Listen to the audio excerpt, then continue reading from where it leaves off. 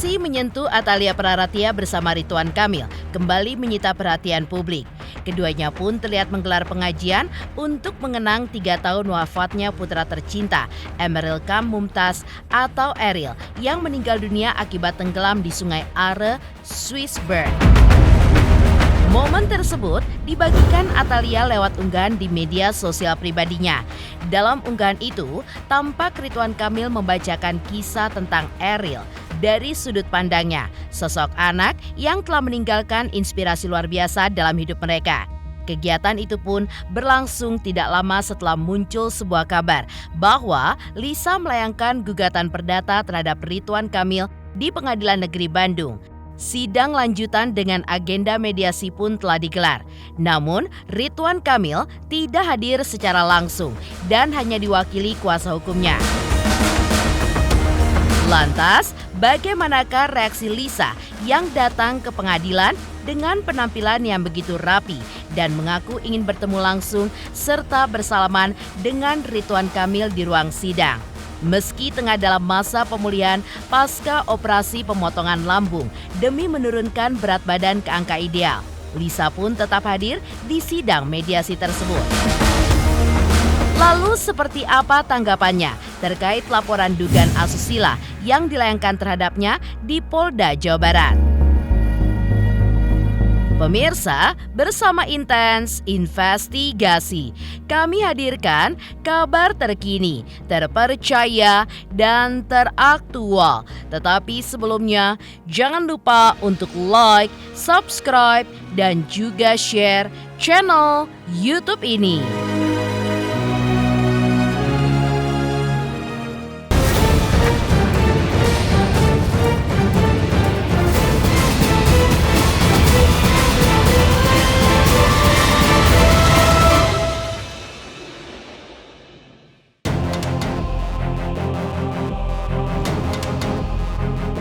Di tengah proses hukum antara Lisa Mariana dan Ridwan Kamil yang berlangsung di Pengadilan Negeri Bandung dengan agenda mediasi atas gugatan perdata Lisa terkait hak anaknya, Ridwan Kamil kembali tidak hadir dan hanya diwakili oleh kuasa hukumnya.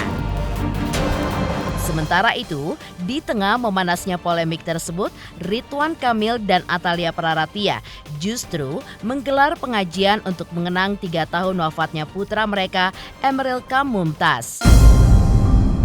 Momen tersebut dibagikan Atalia melalui akun media sosial pribadinya dan memperlihatkan Ridwan Kamil membacakan kisah tentang almarhum Eril yang meninggal dunia akibat tenggelam di Sungai Are, Bern, Swiss. Eril tersayang, Emeril Khan Mumtaz bukan lagi sebuah nama. Kamu adalah sebuah nilai mulia dalam berkehidupan. Kamu adalah mewakili sebuah semangat dalam berkemanusiaan. Abadi adalah cerita keteladanan. Kekal adalah cerita kebaikanmu. Selamanya adalah cerita inspiratif. Kematian yang terbaik bukanlah kematian yang meninggalkan nama baik, tapi kematian yang meninggalkan inspirasi. Emeril Khan Mumtaz, dirimulah inspirasi. Di sisi lain, kuasa hukum Ridwan Kamil Muslim Jaya Butar-Butar juga menjelaskan bahwa sidang mediasi akan kembali digelar pada 4 Juni 2025 sesuai dengan peraturan Mahkamah Agung atau Perma nomor 1 tahun 2016 tentang prosedur mediasi di pengadilan. Menurutnya, pasal 6 ayat 1 Perma tersebut mengatur bahwa prinsipal penggugat dan tergugat pun wajib hadir. Namun, pasal 3 dan pasal 4 juga menyebutkan bahwa ketidakhadiran dimungkinkan jika disertai alasan yang sah dan juga jelas.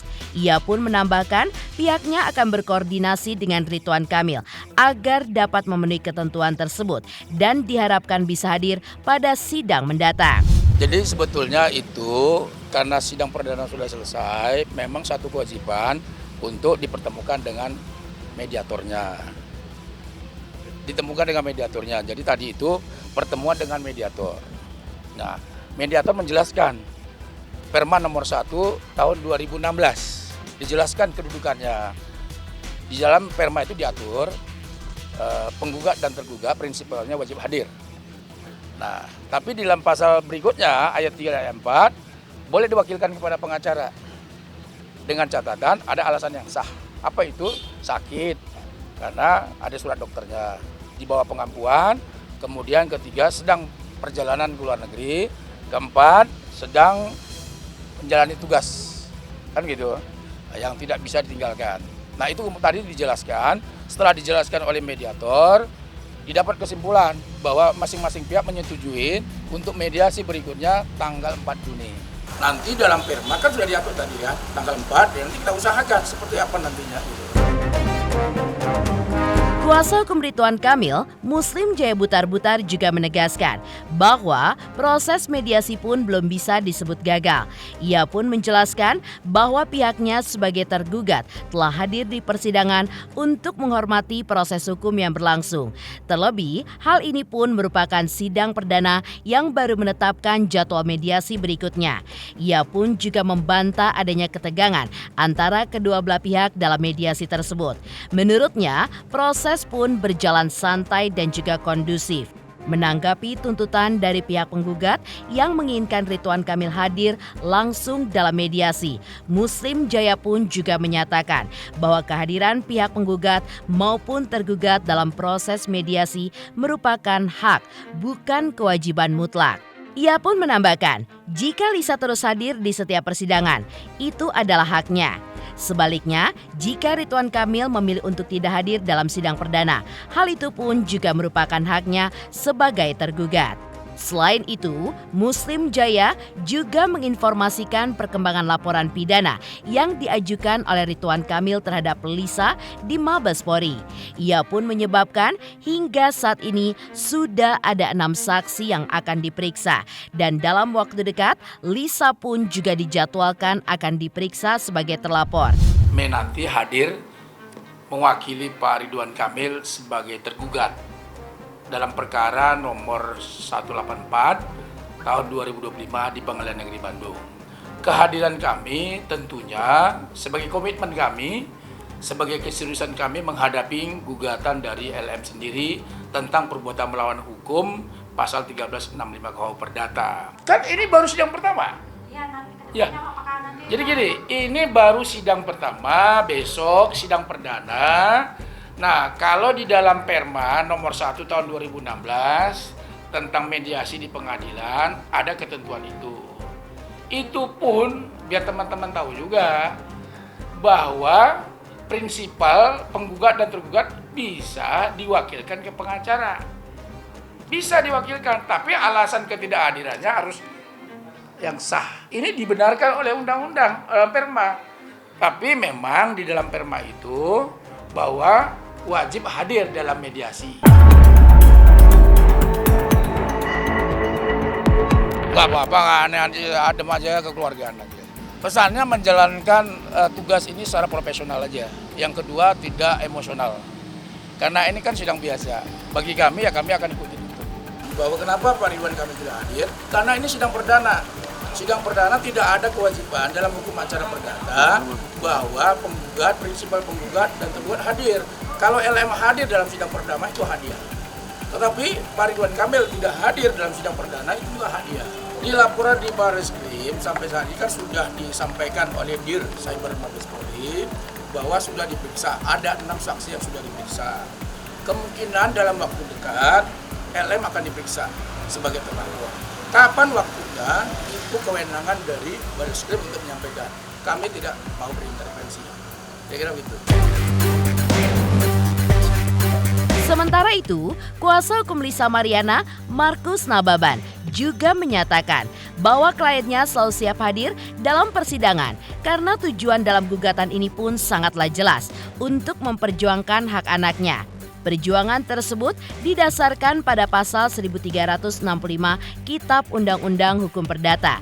Berdasarkan putusan nomor 46, disebutkan secara tegas bahwa anak yang dilahirkan di luar perkawinan tetap memiliki hak untuk mendapatkan identitas resmi di negara ini.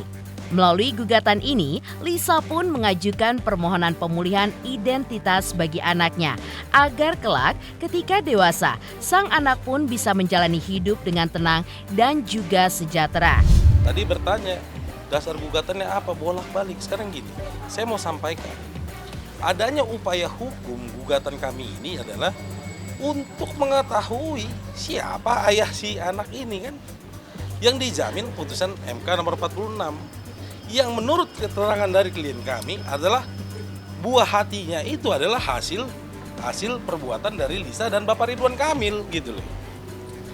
Jadi ya biarpun tergugat masih banyak koreksinya, tidak membawa KTP-nya, prinsipal, ya kita hargai, tapi itu menjadi koreksi catatan ke depan. Dan agenda selanjutnya tadi sudah ditunjuk hakim mediator, yang dimana hakim mediator tersebut kami memohon dari majelis hakim langsung dan ternyata disetujui. Kami apresiasi itu dan semoga berjalan dengan baik karena proses mediasi itu kan hanya 30 hari ya. Jika tercapai nanti itu perdamaian ya berarti everybody happy, dalam artian win-win solution. Berarti tidak perlu ada hukum-hukuman, ya udah sama-sama tes DNA. Dan sekarang saya mau tanya, ahli hukum siapapun tidak akan pernah bisa mengetahui anak itu anaknya RK atau Lisa ataupun pihak yang mengaku-ngaku lain. Jadi sekali lagi saya ulangi bahwa jalan keluar dari permasalahan ini hanyalah kearifan, kemartabatan dan kejentelan para pihak. Ayo kita sama-sama tes DNA. Siapapun ahli hukum kalian di luar sana tidak ada yang bisa membuktikan bahwa ini adalah anaknya Lisa atau RK. Makanya kami tempuh upaya hukum ini. Gitu loh. Jadi semua pihak mempunyai hak konstitusi yang sama dan berdasarkan putusan Mahkamah Konstitusi nomor 46, anaknya Lisa berhak mendapatkan identitas di negara Republik Indonesia ini. Karena apa? Dia berhak sejahtera, dia berhak mendapatkan juga kehidupan yang layak. Bagaimana negara bertanggung jawab ada seorang anak kecil lahir yang notabene ini adalah tanggung jawab semua pelaksana hukum dan itu sudah dimengerti. Jadi kami berharap juga ke depannya juga tidak ada lagi tidak bawa KTP prinsipal. Itu kan memperlambat hukum acara kayak gitu. Gitu loh. Jadi teman-teman sudah lihat bagaimana Ibu Lisa, klien saya juga dari masa recovery-nya dia berjuang di sini. Yang diperjuangkan apa sih? Ya anak, identitas anak itu penting. Jangan kita tutup mata di Indonesia ini ada anak terlantar di luar sana, lantas kita nggak bisa perjuangkan hak identitasnya. Sekali lagi saya ulangi, tidak ada satupun pakar hukum yang bisa menyatakan anak itu bukan anak Lisa maupun RK tanpa ada hasil tes DNA. Ya, yang klien kami, menurut keterangan klien kami dan data-data yang kita pahami bahwa semua atas hubungan Lisa dan Ridwan Kamil inilah adalah anak ini gitu loh. Lahirlah anak ini. Tak hanya itu, kuasa hukum Lisa Mariana juga mengungkapkan bahwa dalam persidangan pihak kuasa hukum Ridwan Kamil tidak dapat menunjukkan KTP asli milik kliennya.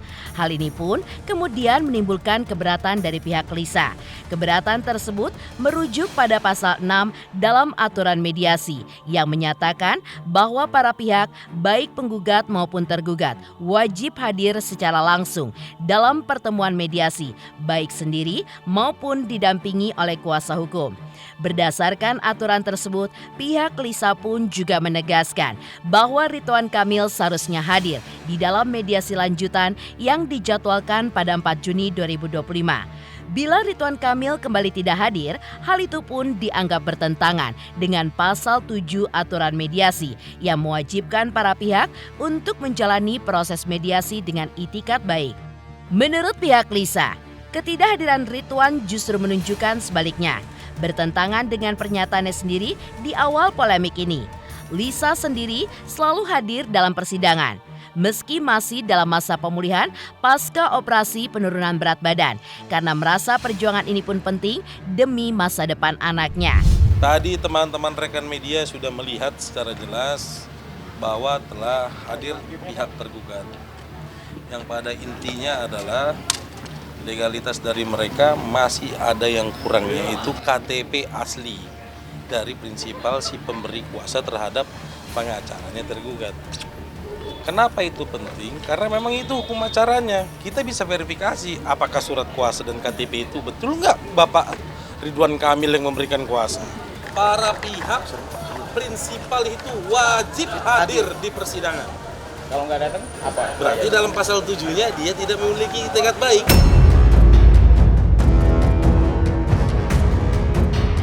Benar, hari ini sidangnya Lisa Mariana dengan Ridwan Kamil. Agendanya sendiri apa sih Pak mungkin Pak? Acara ini masalah pemanggilan tergugat, pihak tergugat. Persidangannya dimulai pukul berapa dan Ya, kalau akan di jam 11. Kalau tidak hadir, mungkin nanti majelis hakim akan menunda persidangan berikutnya dan diberi kesempatan sampai 3 kali. Apabila 3 kali dipanggil tidak hadir, nanti persidangan terus berjalan. Di dalam gugatan itu bahwa itu hasil hubungan ya dengan hanya itu aja. Bahwa anak dari Lisa itu adalah anaknya Ridwan Kamil. Sementara itu, seperti apakah pengakuan Lisa Mariana terkait berat badannya yang turun hingga 10 kg? Selamat untuk Intens Investigasi karena sudah mencapai 3 juta subscribers di YouTube. Sukses selalu dan all the best.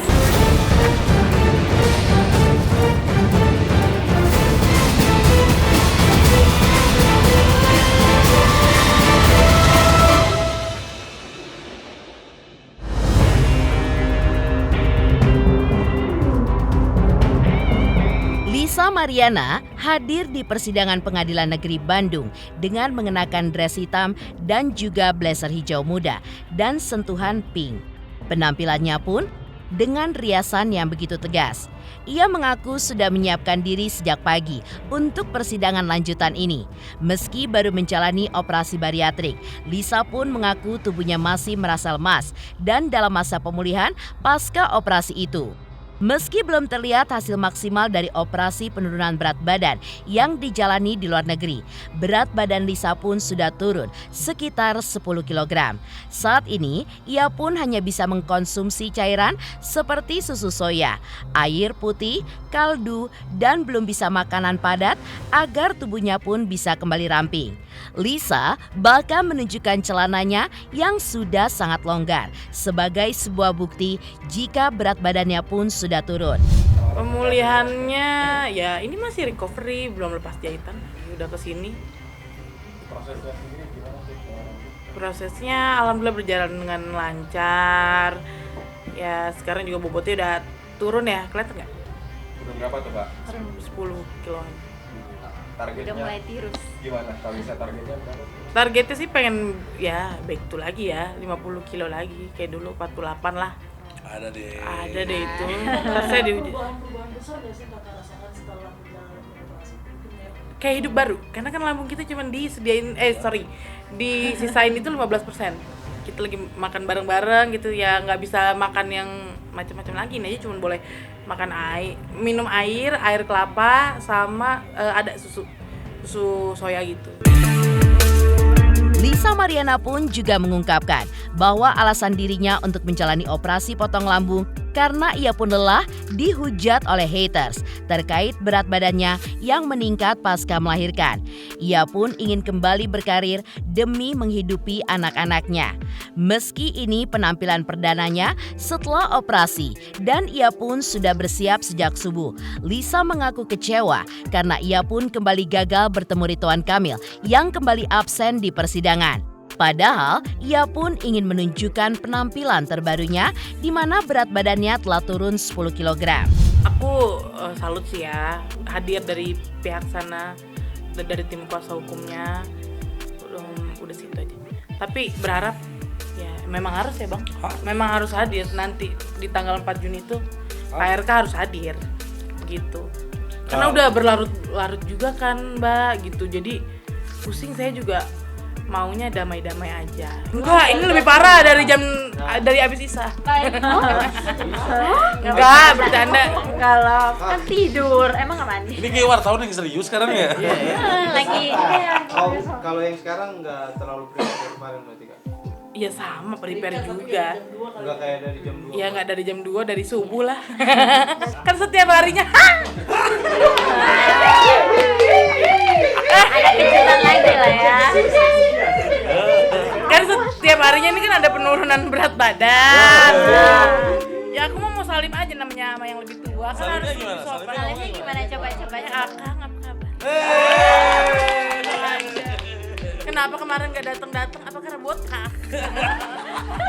Iya udah karena udah terlalu berlarut jadinya akunya gergetan gitu loh.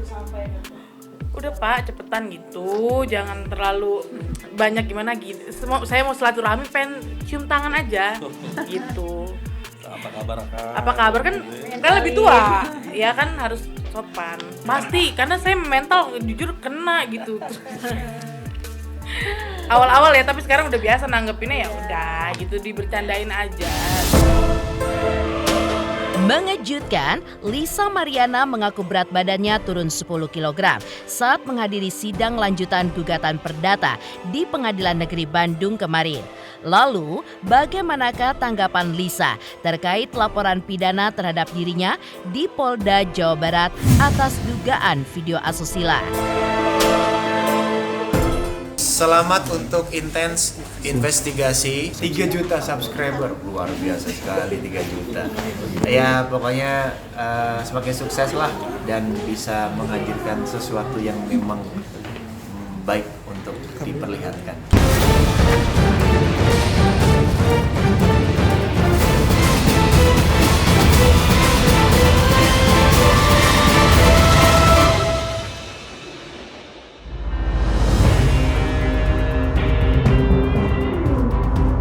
Kabar bahwa Lisa Mariana dilaporkan ke Polda Jawa Barat atas dugaan asusila oleh sekelompok aliansi advokat ditanggapi santai oleh pihak Lisa. Menurut mereka, laporan tersebut hanya memanfaatkan viralnya kasus dugaan hubungan terlarang antara Lisa dan Ridwan Kamil. Meski begitu, jika laporan itu pun benar, Lisa pun menyatakan siap untuk memenuhi panggilan polisi. Masalah kasus Piama, ya kan? Itu juga kan udah saya bilang berulang kali, dengan perkaranya antara LM dengan RK akan timbul tokoh-tokoh baru dan peran-peran bantu baru yang tujuannya tidak mengerti buat apa. Mungkin posisinya karena ini udah viral, jadi ya sekalian. Jadi yang jelas klien kami apapun permasalahan hukumnya akan siap hadir jika ada surat panggilan resmi dari kepolisian. Kita juga kan nggak tahu nih tema yang melaporkan siapa dan tujuannya apa. Kalau bicara itu kan saya udah berulang-ulang bilang bahwa klien kami ini mempunyai pengalaman dan hal-hal yang juga tidak baik. Tapi pada saat ini masa lalu yang nggak baik, pada saat ini dia berjuang hanya untuk sebatas anaknya. Kalau kita bicara jadi jangan kemana-mana gitu loh. Kalau kita bicara masalah laporan, itu masih panjang ceritanya. Yang jelas klien kami siap akan menghadiri kalau ada surat panggilan resmi. Betul. Gitu. Dan nanti juga kita juga tujuannya ini mereka apaan sih gitu. Karena udah mumpung viral, ya udah konsumsi publik, entah apa tujuannya. Mungkin mau sekalian kalian promosi bagian diri, mungkin itu aja. Aku nggak tahu. Dia nggak tahu. Nggak tahu dan santai aja kita masih santai aja. Soalnya di luar konteks kan, orang ini lagi mau ini kok buat anak kok jadi kemana-mana. Sementara itu, Hotman Paris mengaku mendengar kabar tersebut, namun belum tahu pasti apakah pelapornya merupakan pihak independen ataupun terkait kuasa hukum Ridwan Kamil. Hotman menduga laporan itu pun berkaitan dengan video shoot yang diduga melibatkan LM. Ia pun juga menilai video itu pun direkam atas dasar suka sama suka. Karena itu, meskipun Lisa bukan penyebarnya, laporan pun tetap bisa menjeratnya seperti yang terjadi pada kasus serupa sebelumnya. Saya hanya dengar soal video, dugaan video porno tersebut sudah dilaporkan oleh Aliansi Advokat Nusantara ke Polda Jabar. Saya nggak tahu apakah itu aliansi advokat independen atau kuasa hukumnya RK, saya nggak tahu. Tapi kalau melihat Aliansi Advokat Nusantara sepertinya adalah aliansi independen, bukan kuasa hukum dari RK sepertinya. Ya, karena memang menjadi pertanyaan adalah begitu sudah banyak kasus video porno yang serupa, ya semuanya masuk pengadilan. Kalau melihat video itu saya nggak tahu persis siapa di dalamnya, walaupun saya bisa menduga cewek itu siapa, tapi kelihatan dibuat sukarela karena memang dua-duanya mengatur posisi yang enak-enak dan videonya diarahkan. Berarti itu bukan direkam orang, tapi memang merekam sendiri. No comment. Anda bisa lihat cluenya dari tato di belakang aja. Lihat tato di belakang. Lihat tato di belakang, terus bandingkan dengan tato waktu ada cewek nginap di villa gua. Udah itu aja. Itu 99% autentik ya Bang? No comment.